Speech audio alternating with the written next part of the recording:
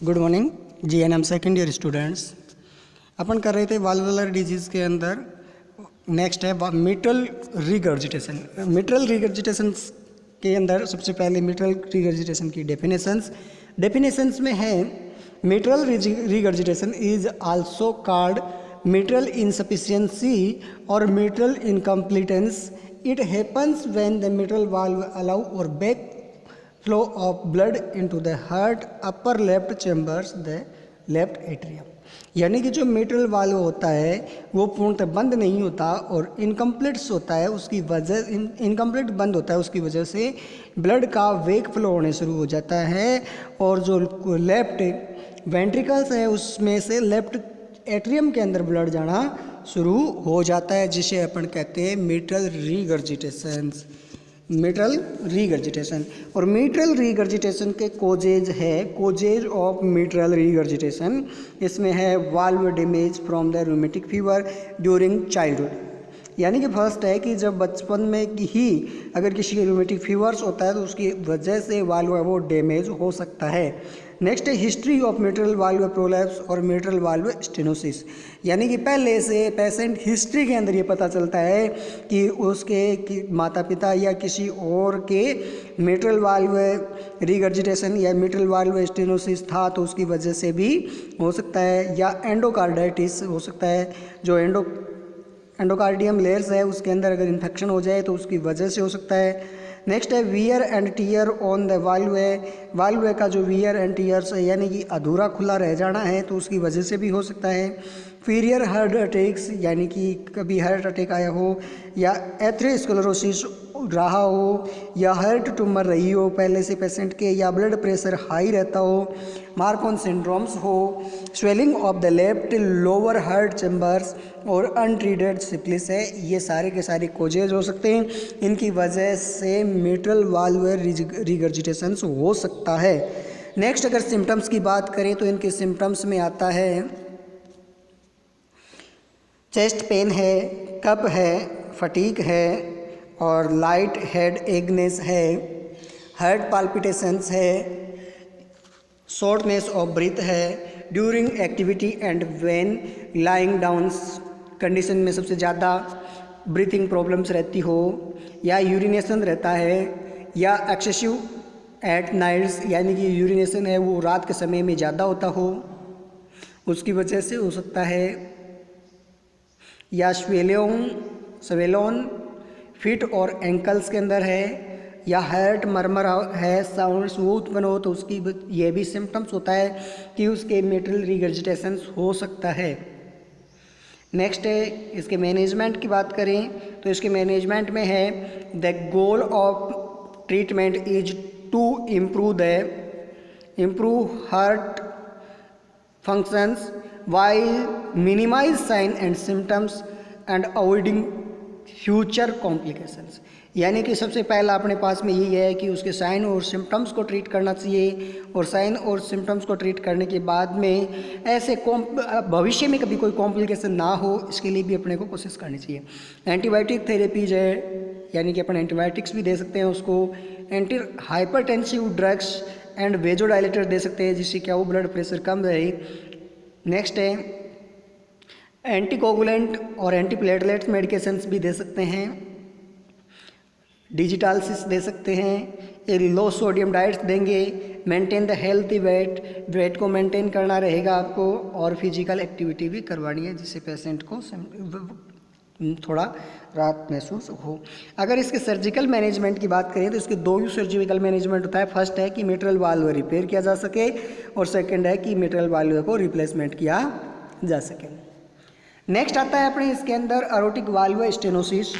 अरोटिक valve stenosis की सबसे पहले अपन डेफिनेशंस देखते हैं तो डेफिनेशन में है अरोटिक वाल्व स्टेनोसिस और aortic stenosis occur when the heart's aortic valve narrows. This narrowing prevent the valve from opening fully, which obstruct blood flow from heart into aorta and onward to the rest of body। यानी कि इसके अंदर है कि जो अरोटिक valve stenosis होता है उसके अंदर हार्ट का अरोटिक वाल्व है वो नैरो हो जाता है, संकड़ा हो जाता है, जिसकी वजह से नैरोविंग प्रिवेंट द ओपनिंग फुली, जो ओपनिंग होती है वो फुली ओपन नहीं होती, विच ऑब्स्ट्रक्ट ब्लड फ्लो, और ब्लड फ्लो ऑब्स्ट्रक्ट हो जाता है, और flow from heart into the aorta, aorta से जो हार्ट से अरोटा में आता है, and onward the rest of body, और बॉडी के अंदर से नहीं जा पाता है, उसकी वजह से हो सकता है। नेक्स्ट है कोजेज एंड रिस्क फैक्टर, और कोजेज एंड रिस्क फैक्टर में है कि the 3 major causes of aortic stenosis, calcific degeneration और deposit of calcium on the valve, valve के अंदर अगर कैल्शियम डिपॉजिट हुआ है तो फर्स्ट ये रहेगा। सेकंड है congenital abnormality with only 1 instant of 3 cups and rheumatic fevers, यानी कि फर्स्ट तो कैल्शियम का डिपोजिशन हो जाना, सेकंड था कि भाई कोई जो अबनॉर्मल जेनेटिकली अबनॉर्मलिटी रही हो, थर्ड है कि रूमेटिक फीवर रहा हो। अगर इनके सिम्टम्स की बात करें तो इसके सिम्टम्स में आता है चेस्ट पेन है, कैसा, एंजाइना के जैसा, और टाइटनेस है, feeling front to fainting with expressions है, या फिर डिजीनेस है, या shortness of breath specially with exertion, fatigue है specially during time of increase activity, जब लोड ज़्यादा पड़ता है उस समय अगर अपने को थकान महसूस होती है तो, हार्ट पाल्पिटेशंस है। मेडिकल मैनेजमेंट की बात करें तो मेडिकल मैनेजमेंट के अंदर आता है इसके, no medical management can reverse aortic valve stenosis, stenosis जिस कंडीशन में उसी में रह सकता है, उसको अपन सुधार नहीं सकते, उसको ठीक नहीं कर सकते हैं। Medications are use to treat symptoms of heart failure, जो हार्ट फेलियर के सिम्टम्स होते हैं उसको ट्रीट करो, और अबनॉर्मल रिथम है उसको ट्रीट करो। दीज इंक्लूड द डायूरेटिक्स है, नाइट्रेट्स है, बीटा ब्लॉकर्स है, ये मेडिकेशंस यूज की जा सकती है।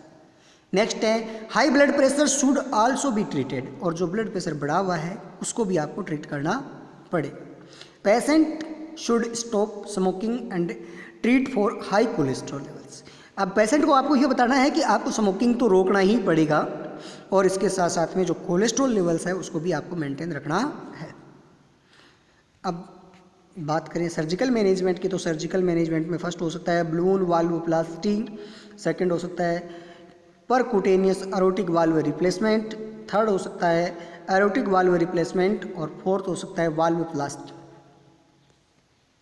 अब बात करें अपन नेक्स्ट डिजीज़ की, इसके अंदर जो हार्ट वाल्वुलर डिजीज है उसमें aortic valve regurgitation, aortic valve regurgitation की सबसे पहले अपन डेफिनेशंस देखते हैं, और डेफिनेशन में है एरोटिक वाल्व रिगर्जिटेशन, और aortic regurgitation is condition that occurs when the heart's aortic valve does not closely tightly, यानी कि ये पूर्णतः क्लोज टाइट नहीं होता, उसकी वजह से होता है। Aortic valve regurgitation allow some blood that just pumped the heart main pumping chambers, यानी कि लेफ्ट वेंट्रिकल्स के अंदर to leak into the its, और वहाँ से लीक हो जाता है, पूरा बंद नहीं होता। कोजेज की बात करें तो कोजेज के अंदर है कि इसमें सबसे पहले अगर एक बार एरोटिक वाल्व रिगर्जिटेशन की बात करें कि एरोटिक वाल्व रिगर्जिटेशन इस तरह की कंडीशंस होती है जिसमें क्या होता है कि जो एरोटिक वाल्व है वो पूर्णतः क्लोज नहीं होता, टाइटली बंद नहीं होता, और उसकी वजह से कुछ ब्लड है वो बैक फ्लो में आ जाता है, लीक हो जाता है, उसी को अपन कहते हैं एरोटिक वाल्व रिगर्जिटेशंस। अब कोजेज की बात करें तो causes and risk factor, causes and risk factor में सबसे पहले अपन पढ़ते हैं इसके अंदर कि एक कंजेनाइटल हार्ट डिफेक्ट, अगर किसी तरह का कोई कंजेनाइटल हार्ट डिफेक्ट रहा हो, या detraction of the valve with age के साथ में कुछ प्रॉब्लम्स होती है, या एंडोकार्डाइटिस रही हो, रूमेटिक फीवर रही हो, हाई ब्लड प्रेशर रहा हो यानी हाइपरटेंशन रही हो, मार्फन सिंड्रोम्स रहा हो यानी कि जो कनेक्टिव टिश्यू संबंधित डिजीज है वो रही हो, या फिर सिफिलिस रही हो जो सेक्सुअल ट्रांसमिटेड डिजीज है वो पूर्णतः ट्रीट नहीं हुई हो, तो उसकी वजह से भी हो सकता है।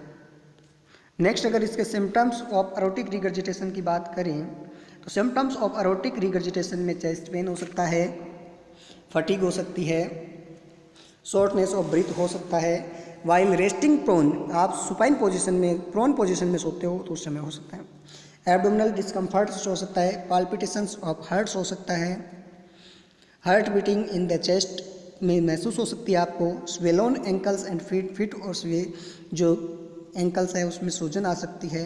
शॉर्टनेस ऑफ ब्रीथ हो सकता है। लाइट हेडेक्स हो सकता है। फेंटिंग्स हो सकता है।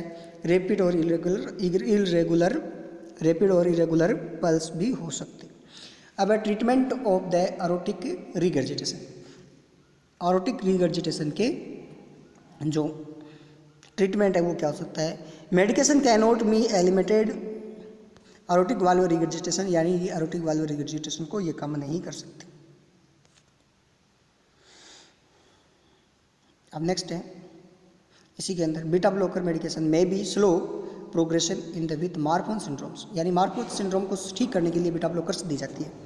Vasodilators medication such ACE inhibitors है, हाइड्रेजिन्स है, नेफिडीन है, can be decrease the severity of a रिगर्जिटेशंस।